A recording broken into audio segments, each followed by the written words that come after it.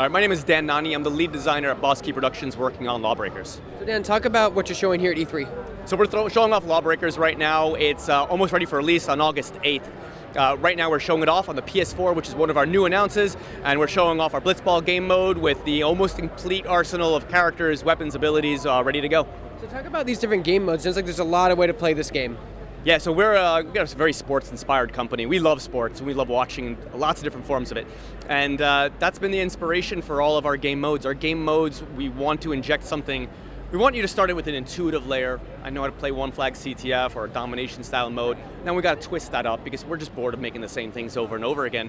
But we also want to end it off with drama. It's really important for us that our modes make you feel like yelling or screaming at the end of the mode. And I think we've done a pretty good job of layering that in. What are some of the challenges, because you guys have so many roles, and balancing those so they're not too powerful when they play with each other or on their team? You know, it's iteration really. The balance of roles really comes into play once you add that into the mix and you see what chaos it causes. Right now, because we've now got a stable game, between the modes, the maps, and the abilities of the roles and their weapons, everything that we create from here on out has to fit within the meta. Doesn't mean that it doesn't cause an imbalance or a change, a shift of the way the game plays, but we can't introduce something that completely breaks the game and doesn't let the game modes play or the other characters play their preferred roles. So they can't step on toes, but they have to introduce something that's new or something you haven't played before in our game. Yeah, I think it's funny because when people talk balance in games, they don't realize that it's usually 100% numbers.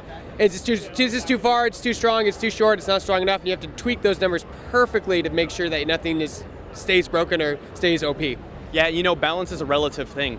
To have pure balance would be the most boring game experience ever. If it was 50-50 every single time, that'd be a boring experience. You want to have a chance to create heroic opportunities and momentous occasions when everything aligns and the sun and the moon and the stars are all in alignment and you pull off the amazing move simply because at that point in time, the balance was on your side. And our maps and our modes provide that. Some of our roles, they're great at killing, but in the right location, and sometimes they're great at scoring in the right game mode, but not always. From a design point of view, obviously gameplay is extremely important, it's everything, but now you're faced with kind of a new challenge in today's world of making the game also fun to watch. So how do you make that in the design process and make it work?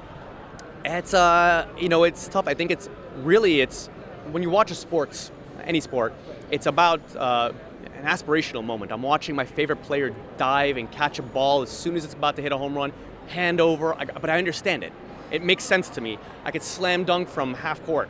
Well, that's possible. In our game it is, but you'd understand the feat of strength that it took in order to pull that off. And I think that's what we need to show off. If I just clicked the button and everybody died, it doesn't feel very momentous to watch. But if I watch that person use a reticle and I see them chase after, bounce off of walls, I understand the skill that it takes to pull that off. And that becomes aspirational. That's something that's really interesting to watch. And that's why sports are wonderful. It doesn't matter if you like football, you like soccer, baseball, those ESPN highlight reels, that play of the week, that's amazing to watch regardless if you like the sport, and that's what we tried to create. We tried to put something that no matter who you are, what kind of game you like, if you watched it, you saw that, you're like, wow, that was a skillful moment. That's why I appreciate it. Maybe that's why we draw you in. So Dan, talk about what you're doing as far as design for the spectator tools and the caster tools. Yeah, so we wanted to have that really early on because we thought it was an important element to really foster competition in our game. So we're launching with a actual full suite of Spectator Mode. You can follow somebody in first person, third person, go free cam, jump between the teams, and basically gives you all the information. You know how many kills, deaths, right at a glance. You know who has the ball in blitzball. You know who's winning, who's losing. It's important for us to give our tools to the community so that way they can shoutcast from the very beginning and help us create a really truly competitive experience. And how did you make this game with esports in mind? We started with competition in mind first and foremost. I think esports is something that can grow out of a competitive game, but for us to force it really doesn't make sense. But if we give people the tools, we give them the opportunity, we give them a game that's worth watching, if they believe it's worth an esport, we're ready to support it, but we don't want to push it and put that cart before the horse until we know it's ready to be one. Do you think the future of, for a while the Call of Duty was kind of dominating the scene. It still is, but it's still kind of tweetier now. Do you think the future of gaming is arena shooters? I think the future of gaming is variety more than anything. It's like, any sport out there. You gotta give players lots of different options, but if it was slight differences on games, too small to tell, one of them is gonna win and the other one is not gonna win. Same thing with sports. I mean, with our games, I want to see different types of games because I might not like watching LawBreakers for all I know, but I might like watching a different style of game. And that's what it is. I want to find my sport. I love soccer. Soccer is my favorite sport. I'm not a big fan of American football. Cliff loves American football, but he's not really into soccer. But that's great because we both have something to stand behind, watch every weekend, and we love it. So when does your game come out and what platforms will it be on? It's going to be on the PC and the PS4 at launch, August 8th. Any plans for Xbox One or Xbox One X? Nothing announced, but we're a small team and we got to take everything in silos. And right now that we're launching on here, I wouldn't put that out of the case for the future.